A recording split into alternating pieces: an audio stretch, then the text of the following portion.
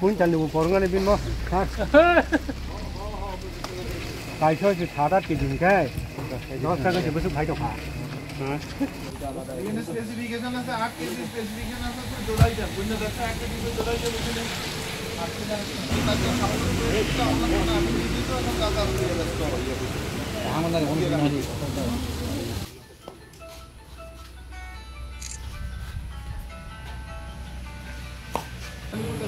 5 KG 905 KG আসছে 5 KG আসছে তো 3 জায়গা 5 কেজি এটা তো অন্তর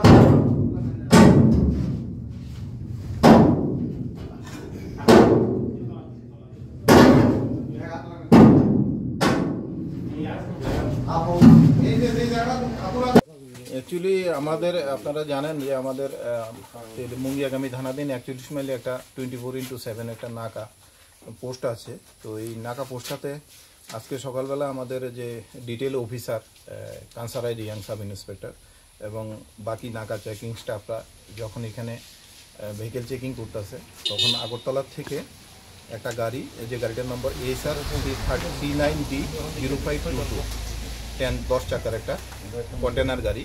তো এই গাড়িটা আমাদের নাকার সামনে যখন আসে তখন যে অফিসার কানসারাই ইয়াং এবং তার সহযোগীরা স্টাফ তারা গাড়িটাকে চেক করার সময় তারা গাড়ির ভেতরে মানে গাঁজার গন্ধ পাচ্ছিল আর কি। তো সাথে সাথেই তারা গাড়িটাকে ডিটেন করার পরে দিয়ে তারা কর্ডন করে রাখে এবং থানার বড়বাবুকে যে বিষয়টা জানায় যে এখানে সন্দেহ হচ্ছে যে এই গাড়িটার ভেতরে গাঁজা থাকতে পারে। তখন বড়বাবুকে কানসারাই ইয়াং রিকোয়েস্ট করে যে এক্সিকিউটিভ ম্যাজিস্ট্রেটকে নিয়ে আসার জন্য। তারপরে থানার বড়বাবু আমাকেও জানায়, এক্সিকিউটিভ SDM সাহেবকে জানায় যে একজন এক্সিকিউটিভ ম্যাজিস্ট্রেট ডিটেল করার জন্য।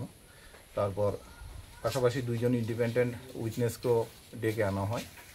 তারপর এখানে আসার পরে দেখা যায় যে গাড়িটির একটা সিক্রেট চেম্বার, গাড়িটির যে ফ্রন্ট সাইডের যে কেবিনের রুফেরও ভেতরে একটা সিক্রেট চেম্বারের ভেতরে এই আপনারা যে দেখতে পাচ্ছেন এখানে 29 প্যাকেট গাঁজা লুকানো ছিল। তো সেটা এক্সিকিউটিভ ম্যাজিস্ট্রেট ইন্ডিপেন্ডেন্ট উইটনেসের উপস্থিতিতে এগুলি রিকভারি করা হয়।